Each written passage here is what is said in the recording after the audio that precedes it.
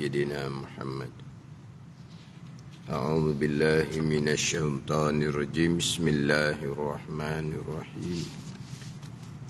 الحمد لله رب العالمين، والصلاة والسلام على سيد المرسلين وعلى آله وصحبه أجمعين. رب اشرح لي صدري ويسر لي أمري واحلل عقدة من لساني يفقه قولي. سبحانك لا علم لنا إلا ما علمتنا إنك أنت العليم الحكيم. ولا حول ولا قوة إلا بالله العلي العظيم. Kitab Pati Paridah, muka surat 67, baris atas sekali. Baris yang kedua daripada atas. Qala al-muallifu rahimahullahu ta'ala wa nafa'ana bi'ulumihi amin.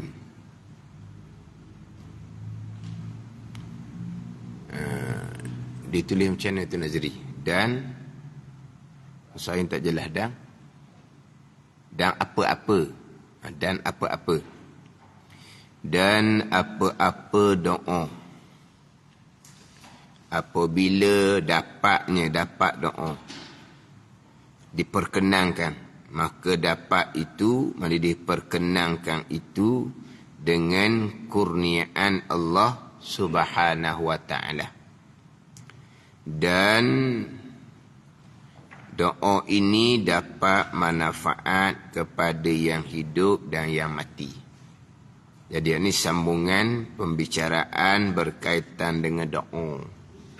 Sebelum bicara beriman dengan hari kesudahan, rukun iman yang kelima, dia bersentuh sedikit pembicaraan berkaitan dengan doa. Doa ni permohonan kita kepada Allah Subhanahu wa ta'ala atas jalan merendahkan diri, tadarruk dipanggil itu doa. Mohon kita kepada Allah dalam keadaan merendah diri. Jadi ketika berdoa ni dia ada adab dia. Ada adab dia. Adab ketika berdoa. Kemudian bicara bab berdoa ni, bicara berkaitan dengan berdoa. Yang kita bicara melepas lah, di antaranya berdoa ni memanglah yang afdalnya kita berdoa dengan hak asal lah, dengan bahasa Arab. Yang afdalnya doa ayat Al-Quran, doa hadis Nabi SAW, doa yang disusun oleh ulama-ulama, doa yang kita susun sendirilah. Kita tak pandai doa Quran, doa hadis tak pandai, hak ulama susun kita tak pandai, kita doa sendiri. Kok bahasa kita pun tak apalah, tapi afdalnya dengan bahasa Arab lah. Tapi kalau dalam solat, dalam sembahyang, tak bolehlah nak berdoa dengan bahasa Melayu. Tak apalah dia kata dia doa dalam hati. Dia berdoa ni, dia kena keluar suara. Dalam ayat Al-Quran, وَلَا تَجْهَرْ بِصَلَاتِكَ وَلَا تُخَافِتْ بِهَا. Jangan engkau nyaringkan akan doa engkau. Jangan engkau nyaringkan doa. Dan jangan engkau perlahankan doa sehingga tidak bunyi apa pun. Ni nak doa dalam hati pula sama telah lah. Doa tu dengan lidah, keluar suara. Tapi dah tak pandai nak doa dengan bahasa Arab dalam sembahyang, nak doa dalam sujud. Dia sebut lepas lah. Kita baca Rabbana atina fid dunya hasanah wa fil akhirati hasanah wa qina azabannar. Kita ada doa khas yang kita nak minta. Kita kosakkan permintaan kita tu ketika kita kata Rabbana atina fid dunya hasanah tu. Kita minta kebaikan atas dunia, kita kosak di hati kita apa yang kita nak minta itulah benda dunia tu. Ada ni. Rabbana atina fid dunya hasanah. Kita pun kosak di hati kita apa yang kita nak minta. Ada ni. Dan kalau kita kata nak berdoa dengan ni Allahumma hdini fi man hadai, boleh. Itu doa kunut. Kita jangan kosak sebagai doa kunut. Kita kosak nak ambil betul doa saja je. Kalau kita dalam sujud lah, contohnya sujud yang terakhir tu, kita baca Allahumma hdini fi man hadait wa afini fi man afait. Kalau kita kosak sebagai doa kunut tambahan pula, itu kena sujud sahwi. Ada ni. Sebab kita letak tempat doa kunut tu di tempat yang lain. Maka sunat sujud sahwi. Tapi kalau kita baca Allahumma hdini fi man hadait wa afini fi man afait wa tawallani fi man tawallait, ketika sujud terakhir tu kita tidak kosakkan sebagai doa kunut, tak apa. Sebab doa kunut kita ni, kalau kita baca tiap-tiap kali subuh ni, kita baca doa kunut ni, cuba tengok kok makna doa kunut tu apa dia. Lengkap dalam makna doa kunut tu. Kita je buat doa kunut ni macam biasa. Cuba tu kita tadaburkan apa yang kita duk minta dalam doa kunut tu. Melengkapi. Hak dalam doa kunut tu. Melengkapi dunia dan akhirat hak dalam doa kunut tu. Jadi kalau kita pergi baca doa yang kita baca dalam kunut tiga dan sujud, tak ada apa-apa pun. Cuma jangan kosak sebagai bacaan doa kunut, bukan. Kita ambil doa atas, betul doa je kita ambil. Sebab kita tak reti doa yang lain. Kalau dengan bahasa Arab, doa kunut kita pandai tu contoh. Tu, kalau kita tak pandai doa bahasa Arab. Ni ada pula kata, kalau nak Arab, mokcik-mokcik tu pandai doa bahasa Arab, bilalah mokcik tu nak doa dalam semayang, dalam sujud, dia kata. Dah kau tak pandai juga, tak sedoa bukan wajib pun. Bukan wajib pun. Kalau hak wajib, tak reti bahasa Arab, bahasa masing-masing boleh lah. Macam takbiratul ihram. Tak reti bahasa Arab, dia mu'alaf pun masuk Islam ni. Kamu takbirlah dengan bahasa kamu pun. Sebab apa siapa kena tukar dengan takbir bahasa lain, bahasa dia bukan bahasa Arab. Tu rukun. Tu tak boleh tak baca, kena baca. Dah dia baru masuk Islam, nak sebut Allahu Akbar, tak boleh-boleh dianya. Tak apalah, kamu gunakan bahasa kamu. Sebab itu rukun. Adapun kalau doa ni tak pandai bahasa Arab, dah sudahlah nak pandai agak Dia sudah doa dengan bahasa Melayu. Dia kata tak batas sebenarnya doa bahasa Melayu sebab Allah Ta'ala mengetahui makna dia. Tuhan tahu belaka, orang tahu tu. Tapi tak boleh lah nak dalam semayang, dia kena bahasa Arab. Luar semayang tak apalah nak doa bahasa Melayu pun. Tapi tetap afdal dengan bahasa Arab. Kemudian hak bab kain doa ni, hak tahu cerita-cerita adat-adat Tuhan minggu lepas tu. Dan apa-apa doa, apabila dapatnya, diperkenankan doa ni. Dapat doa ni, maka dapat itu dengan kurniaan daripada Allah. Dengan kurniaan daripada Allah, bukan kewajipan daripada Allah Subhanahu wa ta'ala.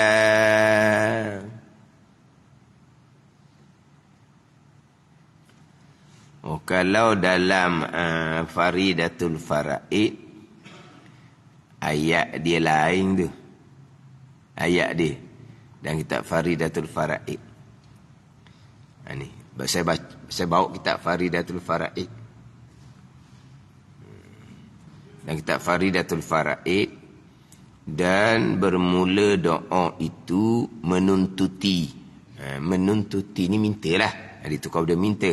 Menuntuti akan suatu, menuntuti daripada Allah Ta'ala atas jalan merendahkan diri itu, memberi bekas dengan perbuatan Allah Subhanahu wa ta'ala.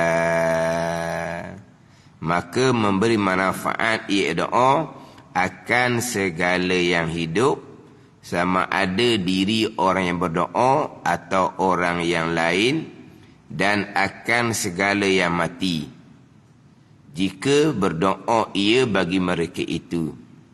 Memberi manfaat dan memberi mudarat akan mereka itu jika berdoa atas mereka itu. Ni dalam kitab Faridah ni panjang lagi ni.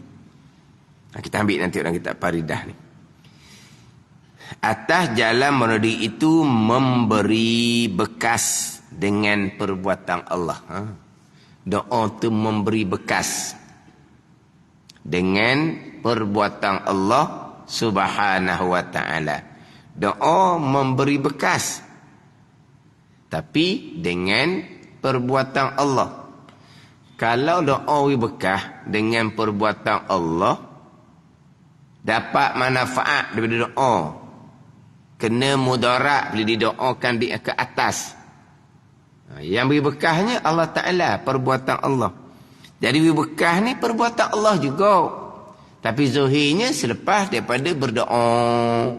Sebab dia kata dalam kitab Faridah ni, memberi bekas, doa tu memberi bekas. Sama ada manfaat apabila didoakan baginya, ataupun pada memberi mudarat bila didoakan ke atasnya. Sebab doa ni ada dua ni. Doa bagi, doa atas. Doa bagi, doa atas. Ni kita kena faham juga ni. Bagi dengan atas ni. Doa bagi ni doa bermanfaat.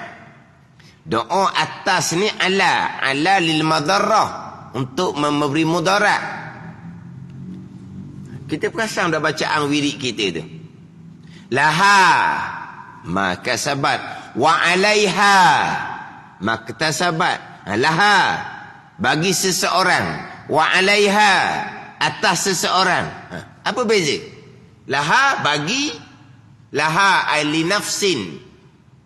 La yukallifullahu nafsan illa wus'aha. Laha baginya, bagi nafsin tu lah, bagi diri seseorang tu. Wa alaiha, dan atasnya. Bagi lam lil manfa'ah, wa alaiha ala lil madarrah dipanggil. Bagi manfaat, laha ma kasabat, balasan kebaikan bagi seseorang atas perkara baik yang diusahakannya. Wa alaiha maktasabat, dan balasan buruk bagi seseorang atas kejahatan yang diusahakannya. Tu. Dia bagi dengan atas. Sebab tu doa ada dua ni. Dan Faridah lah, dalam Patibadah tak ada ni. Doa dalam Faridah ni, tak boleh saya ambil dalam Faridah ni. Maka memberi manfaat ia doa akan segala yang hidup, sama ada diri orang yang berdoa atau orang lainnya.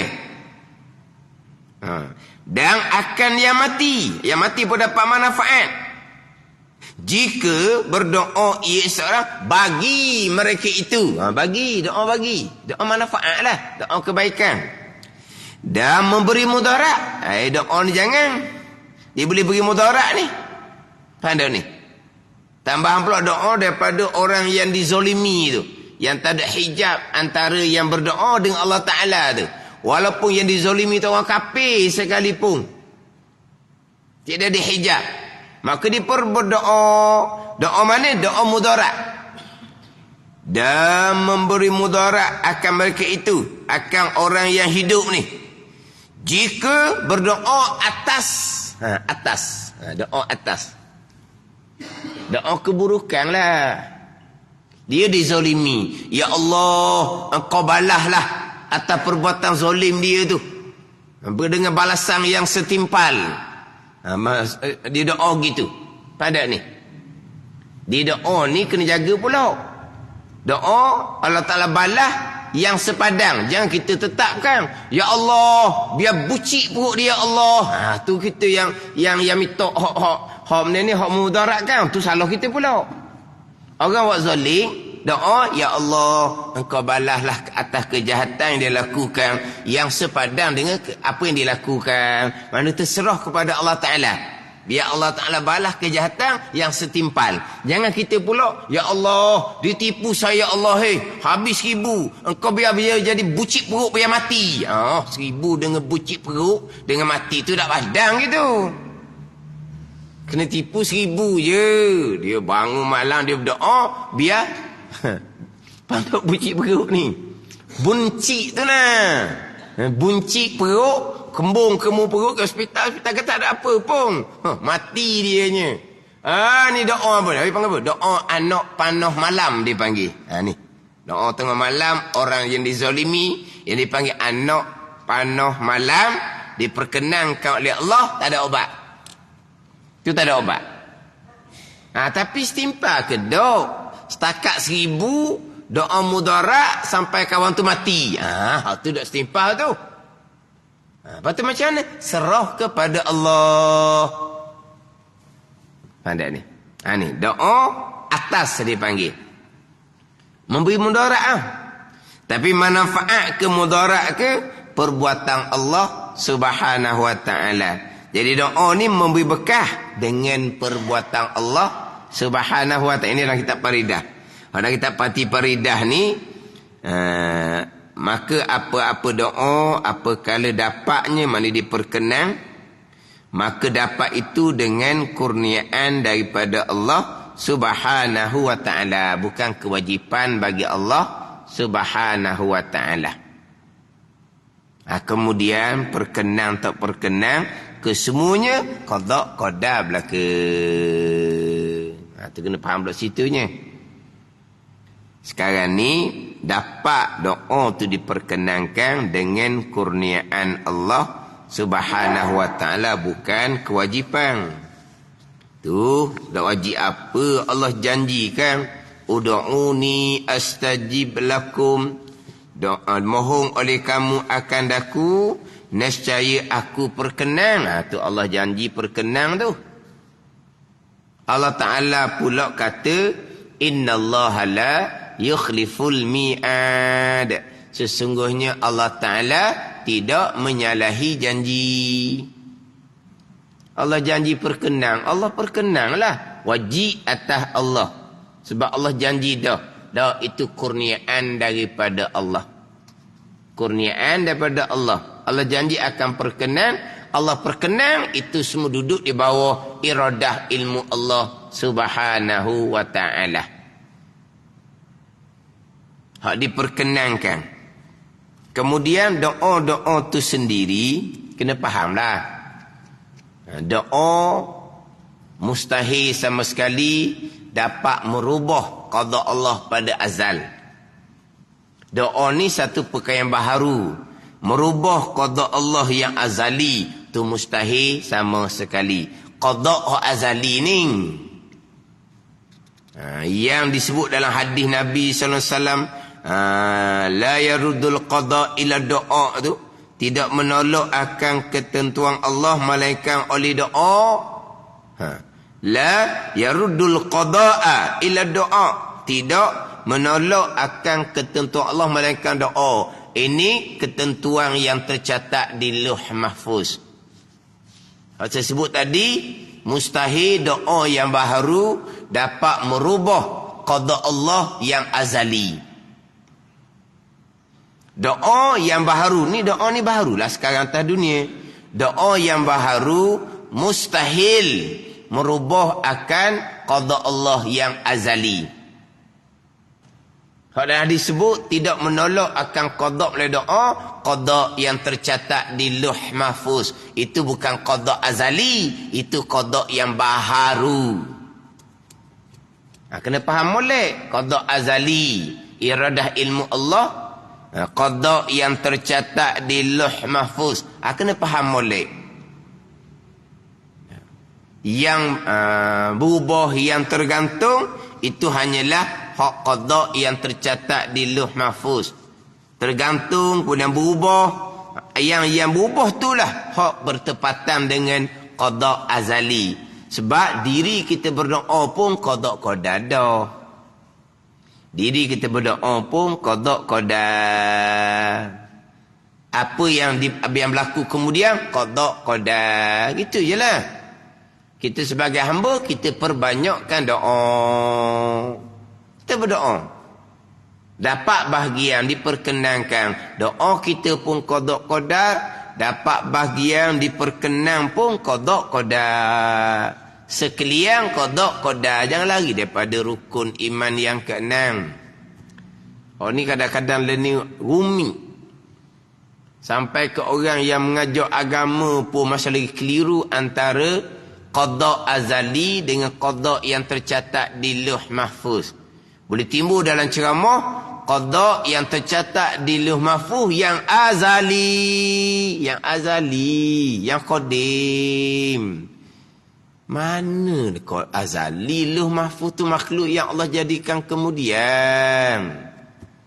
Jadi macam mana pula catatan Lauh Mahfuz tu jadi azali pula? Jauh sangat tu. Itu qada yang baharu. Di qada Lauh Mahfuz ni ada yang mubram, yang putus, ada yang mu'allaq, yang tergantung kemudian berubah. Tergantung hanya pada catatan. Berubah itu hanya pada zahir. Tapi hakikinya yang berlaku itulah hak qada azali. Itu je lah. Tapi dalam kitab Faridah kita, dan kitab Pati Faridah ni, yang dirumuskan daripada kitab Faridatul Fara'id, tidak membicarakan qada yang tercatat di Lauh Mahfuz ke, di suhuf malaikah ke, tidak dibicarakan. Hanya bicara hak qada azali, hak rukun iman yang keenam sahaja. Ni kena cermat sangat-sangat. Ni saya biasa sebutnya hak dalam buku sekolah tingkatan 3. Buku sekolah tingkatan 3 tu, lah.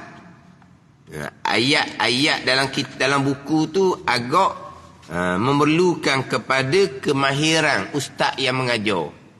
Tapi bukan ayat dalam buku sekolah tingkatan 3 tu. Ayat dalam kitab mana-mana pun dalam bab pegangan ni, ni perlu pada kemahiran belaka. Dan kitab-kitab lama pun kena mahir. Nak mengajar tauhid ni, guru kena berguru serta guru ni kena mahir. Tak boleh membaca sendiri. Tak boleh nak mengajar orang dalam keadaan kita sendiri pun tak mahir.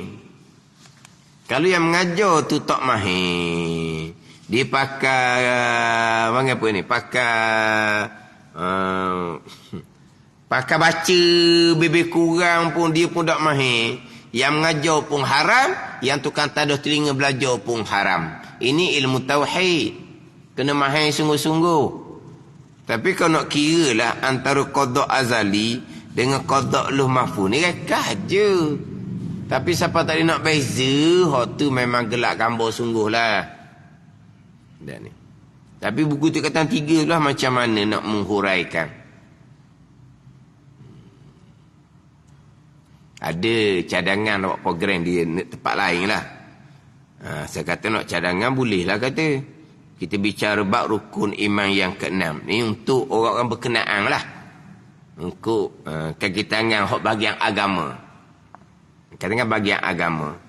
Kata, lepas tu nak ambil buku mana? Kalau nak ambil buku tingkatan 3 boleh. Sebab dia tapi kena susun molek lah. Mungkin saya ambil buku tingkatan 3 pun kali. Sebagai sandaran. Tapi perlu kepada huraian. Perlu pada huraian cermat. Sebab ditajuk qada azali tu terus turun kepada qada yang mubram, qada yang mu'allaq. Yang putih tergantung pergi pada yang berubah. Tapi ada sebutlah Lauh Mahfuz tu tapi tak diperincikan. Tu kata buku tu okey ke tak tengok-tengok? Okey. Tapi yang mengajar ustaz tu dia kena mahir. Hurai molek-molek. Hak mana hak qada azali, mana qada yang mu'allaq mubram di Lauh Mahfuz, hak mana? Jangan ada orang berfahaman, memang ada yang berfahaman terubah qada azali. Terubah qada azali sampai ke ada pula yang ceramah dah qada azali pun hak Tuhan kan. Tuhan nak ubah, dia ubah barang milik dia. Pada ni. Terubah hak azali tu.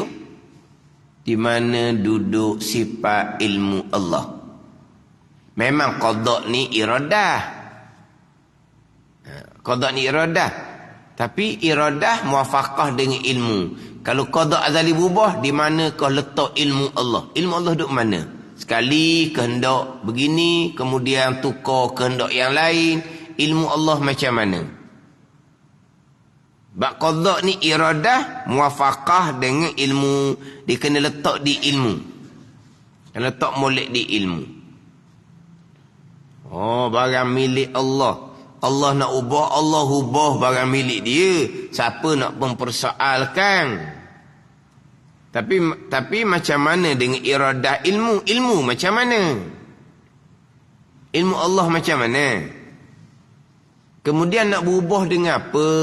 Dengan doa. Doa tu qada. Berubah dengan apa? Dengan amal kebajikan. Dengan hubung silaturrahim.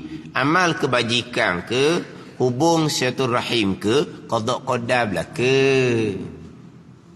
Pandai ni. Tapi memang adalah perfahaman seumpama tu. Yang terubah hak qada azali, bukan qada luh mahfuz. Dan pekat tadi nak beza antara qada azali dengan qada luh mahfuz. Jadi doa ni dapat diperkenankan. Doa ni dapat manfaat, dapat mudarat. Itu semua datang daripada qada dan qadar Allah Subhanahu wa ta'ala. Bukan terubah hak azali. Hak azali mubrang putus belaka dah iradah ilmu Allah Subhanahu wa ta'ala. Sebab itulah pelagi pada azali, kalau bicara kata berubah, kalau tanya pada guru-guru yang mahir, dia pun pelik. Dia pun pelik lah. Hak tu ni pelik. Berubah-berubah ke jalan mana? Kan Tuhan kehendak belaka dah kan? Tuhan kehendak muafaqah dengan ilmu kan? Kalau berubah ni, mana apa ni? Pelik sangat. Mana apa? Jauh sangat, terang sangat salah. Jauh, terang sangat salah. Hak azali ya. Hak qada azali ya. Iradah ilmu berubah. Kok jalan mana nak berubah? Kok jalan berdoa? Doa tu bukan hak Tuhan. Ke doa ni Allah tidak mengqadakkan. Allah tiba-tiba dia berdoa. Cukup syarat pula. Allah tidak kehendak, Allah tak tahu pun. Tiba-tiba pandai-pandai dia berdoa. Dan Allah janji Allah perkenan. Tu balik awal lah. Tak ada benda lah jawapan dia.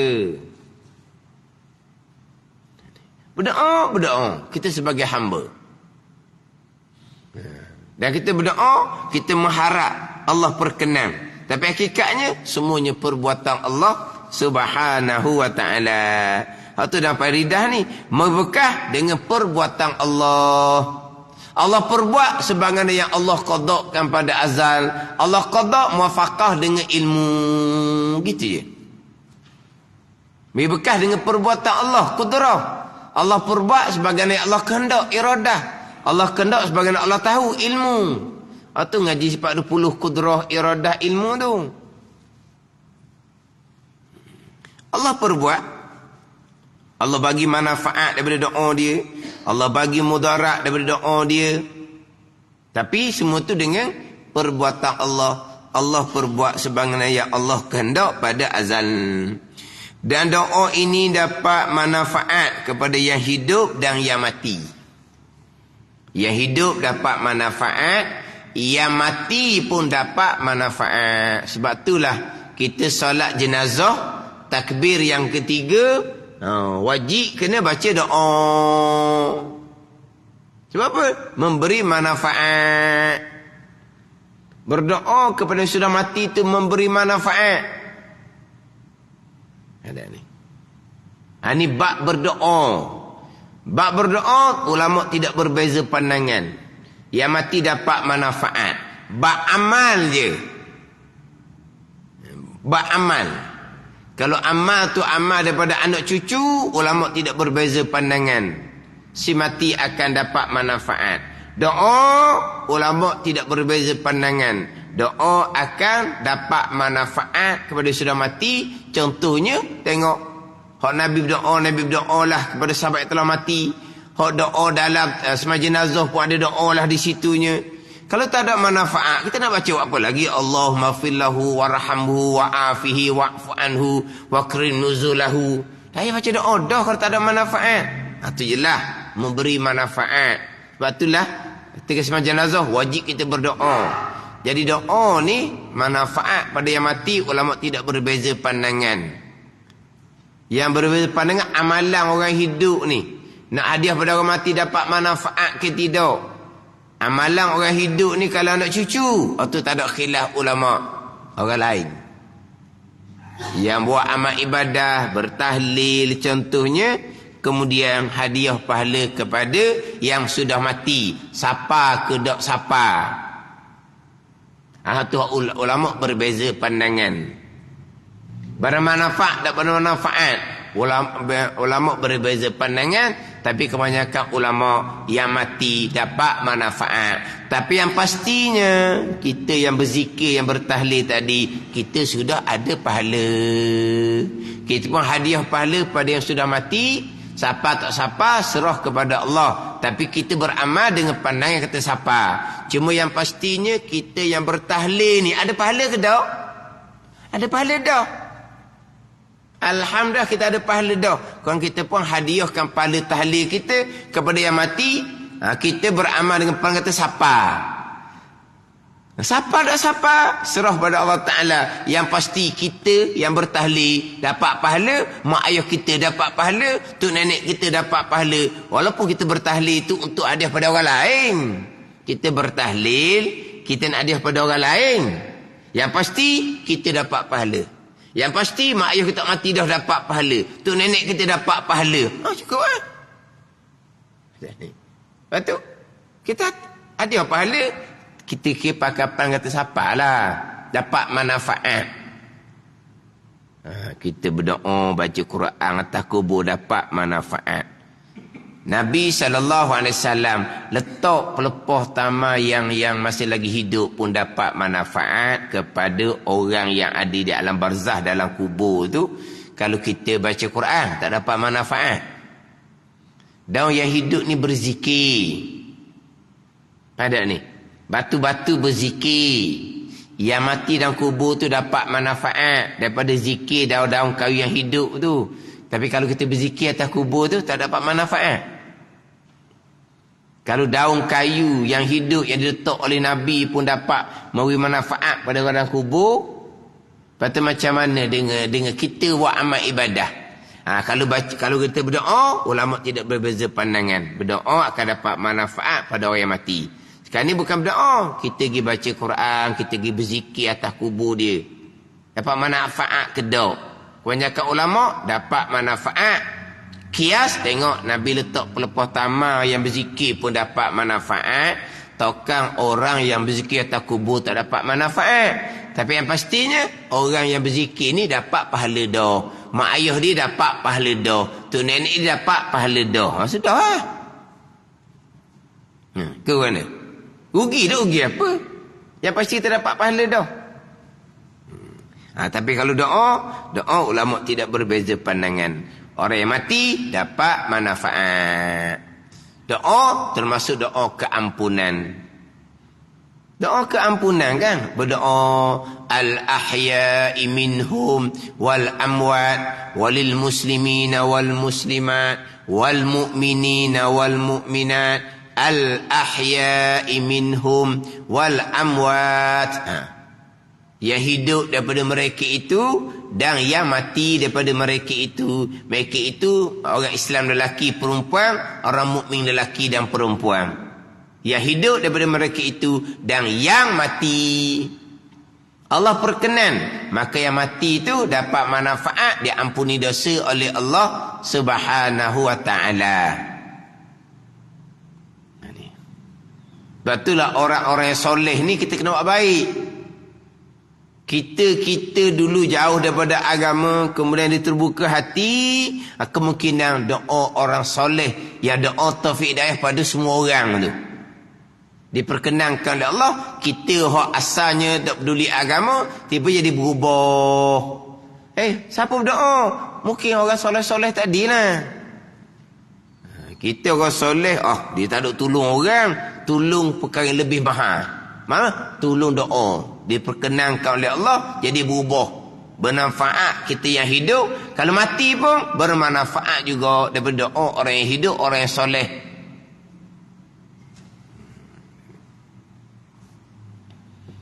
Kita kira orang soleh tu bukan tolong orang. Tolong tu doa ni. Doa diperkenankan. Beri manfaat pada yang hidup dan beri manfaat kepada yang mati. Kemudian dalam faridah ni, doa memberi manfaat, doa bagi, memberi mudarat jika berdoa atas. Tadilah doa mudarat apabila dizalimi, tapi kena cermatlah. Seeloknya kita doa kebaikan kepadanya, Tuhan beri hidayah kepada dia.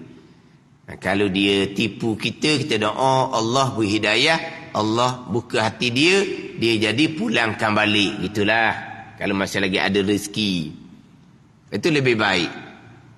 Dia berdoa, ya Allah, engkau balahlah atas penipuannya yang setimpal. Serah kepada Allah. Jangan doa macam tadilah. Bucik perut, mati kawan tu, hanya kih duit 1,000. Dan memang duit 1,000 ditipu tu dosa besar. Tapi tak padang kih lah siapa ke doa supaya mati. Dan memang doa ni dia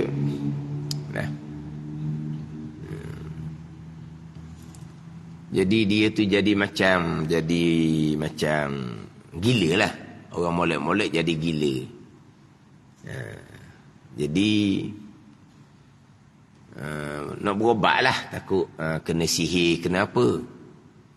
Cari orang-orang yang pandai berobat. Dia kata minta maaf lah, ni bukan sihir ni, ini doa daripada orang yang soleh. Dia kata doa apa dia? Dia ada buat salah, didoakan supaya Allah Ta'ala balas yang setimpal. Tapi Allah Ta'ala jadikan dia gila setimpal tu. Sebab yang dibuat tu sangat berat. Berpunca dia dengki, jadi perbuatan tu sangat berat. Dengki lah. Dengki hak jenis nak berebut, nak kahwin tu lah. Ada ni. Jadi orang perempuan, jadi nak orang lelaki. Nak orang lelaki ni, jadi bolehlah kepada saingan dia tu. Punyalah dak puas hati dianya, dia cari tok bomo. Dia supaya sihir biar mati. Biar mati mana? Dia sihir biar mati. Mana bila perempuan tu mati, boleh kahwin dengan dia pula lah. Gitu keadaan dia ke. Ataupun dia ke orang ada pun langsung mati je. Tapi alhamdulillah sempat berobat. Tapi beratlah hak kena sihir tu. Tapi sempat berobat. Dia pun carilah orang-orang yang ni yang soleh-soleh, doa ya. Dia buat berat sangat tu. Doa tapi tak sebut nama. Doa kepada orang yang sihirkan supaya jadi berat dia ni, biar Allah Ta'ala balas yang setimpal. Allah Ta'ala balasnya apa? Jadi gila. Dia buat tu seorang mati. Sebelum mati tu, sihir ni bukan mati macam kena tembok. Faham tak? Mati kena tembok ni matilah. Mati kena tembok ni. Mati sihir ni apa? Merana. Dalam masa yang lama. Ada ni. Makna Allah kalau kata kok macam-macam lah. Hak sakit dia ni. Macam kena cocok di jarum. Sebab dia buat macam cocok jarum lah sihir ni. Merana. Barulah mati. Lama merana. Yang buat kerja jahat ni puas hati. Padam muka. Tapi orang ni berubat-ubat alhamdulillah. Lepas tu dia minta doa kepada siapa yang buat kerja jahat ni, ya Allah Taala balas setimpal.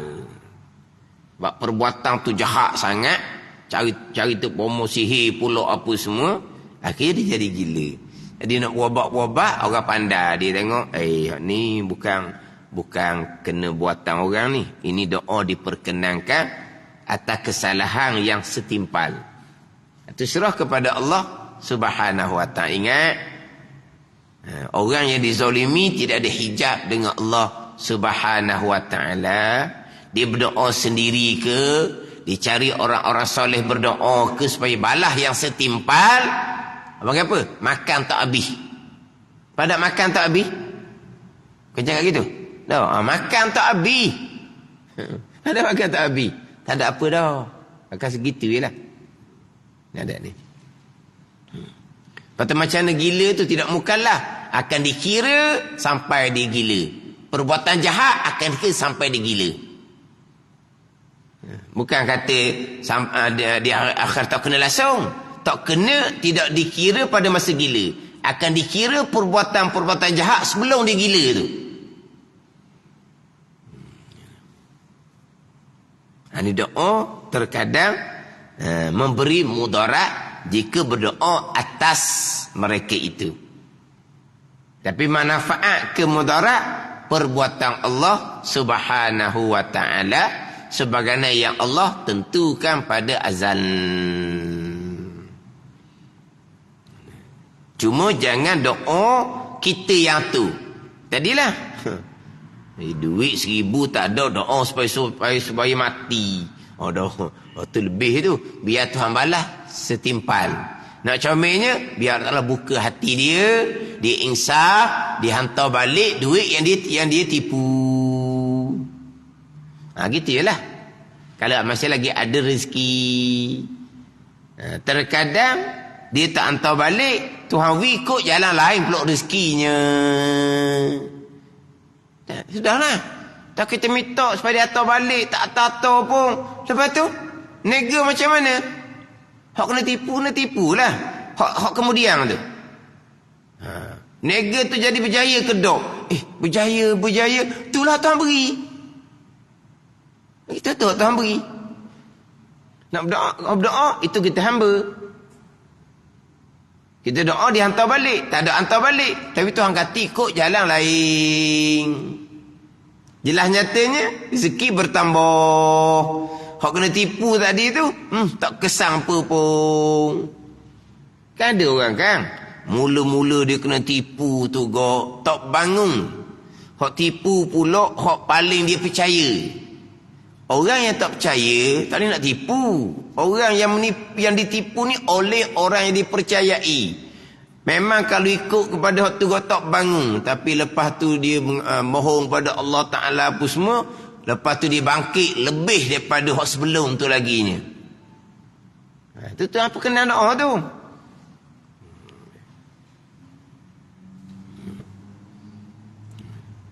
Itu sebagai hamba berdoa. Kalau kita nak minta Allah tak lindungi apa semua tu, itu kita mohon apa yang Allah qadakkan pada buruk pada Lauh Mahfuz. Lauh Mahfuz. Macam contoh kita doa semua dah doa kunut tu. Kita kena faham lah apa yang kita duduk amal semua tu. Doa kunut tu kan. Wakini syarrama qadai. Wakini syarrama qadai. Kita minta Tuhan pelihara kita daripada kejahatan barang yang kau qadakkan. Kejahatan barang yang kau qadakkan. Apa syarrama qadai dulu? Apa kejahatan barang kau qadakkan? Allah qadakkan nikmat, kejahatannya tidak syukur. Allah qadakkan kepayahan, kejahatannya tidak sabar, tidak redha. Itu syarra ma qadai. Kejahatan barang yang kau qadakkan. Yang kau qadakkan ni ada hak manis. Hulwihi wa murrih, Nabi kata. Hak manis, ketentuan dan perbuatan Allah. Hak pahit, ketentuan dan perbuatan Allah. Ma qadai itulah syarra, kejahatan. Qada yang manis, kejahatannya tidak syukur. Qada yang pahit, kejahatannya tidak sabar, tidak reda.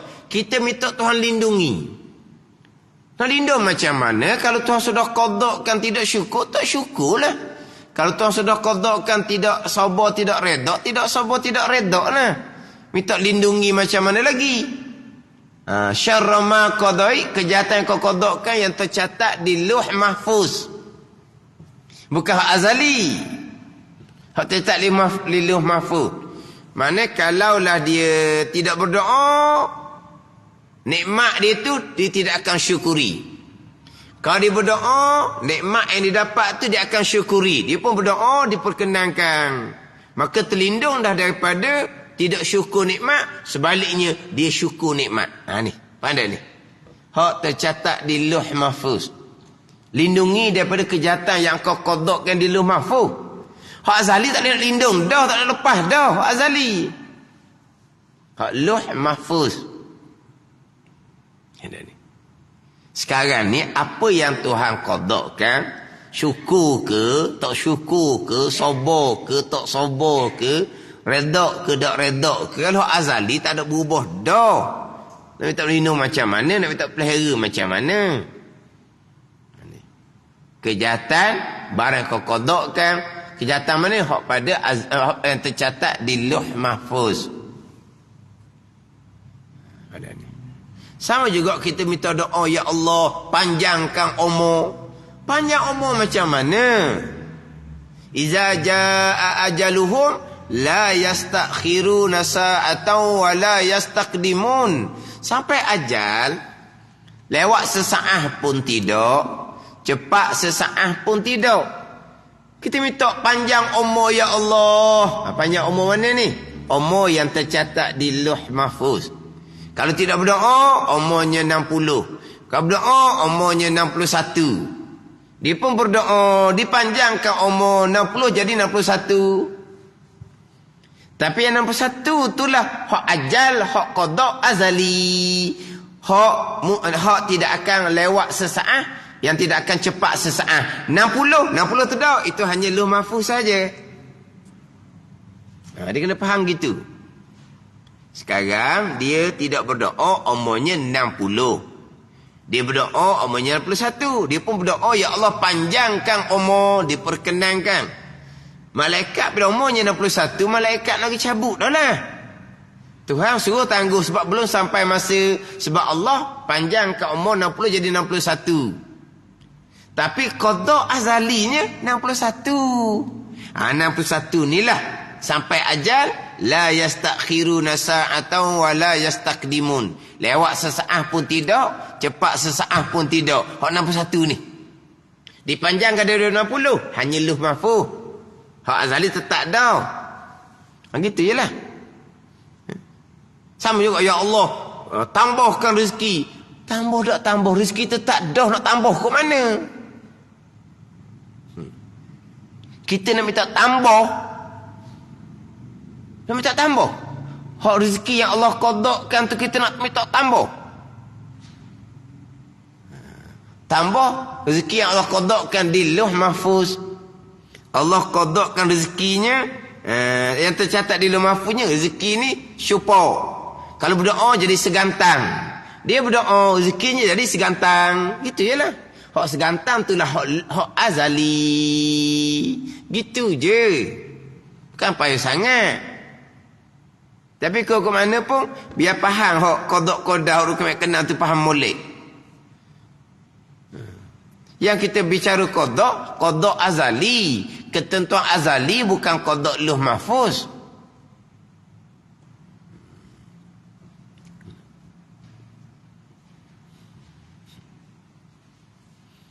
Jadi hak kita minta wakini syarama qada itu hak Lauh Mahfuz. Kalau hak azali tak ada gimana dah tu, waktu mustahil berubah. Doa yang baharu mustahil sama sekali merubah qada yang azali. Kena faham situ. Doa yang baharu mustahil merubahkan qada yang azali. Tapi doa yang baharu boleh merubah qada yang baharu di Lauh Mahfuz. Doa yang baharu mustahil merubahkan qada yang azali. Tetapi doa yang baharu boleh merubah qada yang baharu yang tercatat di Lauh Mahfuz. Gitu je. Tapi terubah di Lauh Mahfuz, itulah hak azali. Tak nak faham? Takkan barang baru boleh ubah hak barang lama, barang hak sedia kala. Barang baru boleh ubah hak barang sedia kala. Hak qada sedia kala tu boleh ubah dengan barang baru. Doa ni. Kalau barang baru merubah hak barang baru juga, qada baharu Lauh Mahfuz, tu dah sabahlah. Ni barang yang baharu boleh diubah barang yang sedia kala. Tu mustahil. Ada ni. Mustahil lah kalau kita kenal Allah Ta'ala yang bersifat dengan iradah dan ilmu. Tambahan pula doa tu sendiri pun hakikinya qada qadar.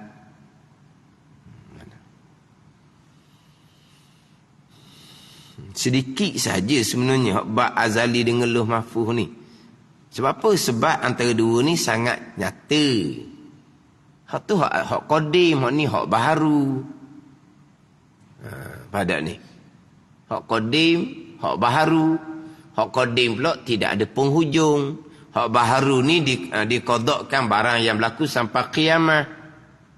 Beza antara yang qadim dengan yang baharu.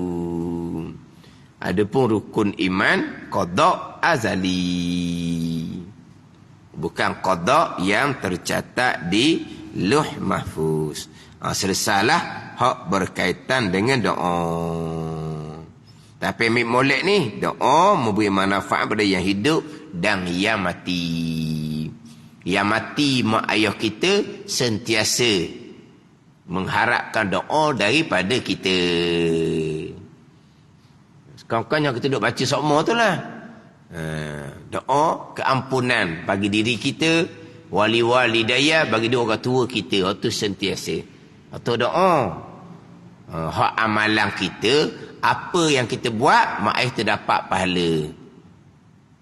Kita duduk masjid ni, ayah terdapat pahala. Kita belajar, mak ayah terdapat pahala. Kita duduk khidmat di rumah, duduk khidmat bersih rumah, nyapu rumah, khidmat, mak ayah kita dapat pahala. Automatik. Tak syarat kepada kita nak niat ke, nak ada.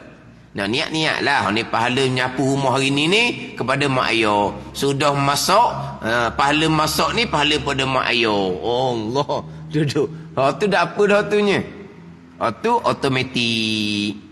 Sebab apa? Sebab kita adalah mereka. Mana? Kita ni mak ayah kita dah.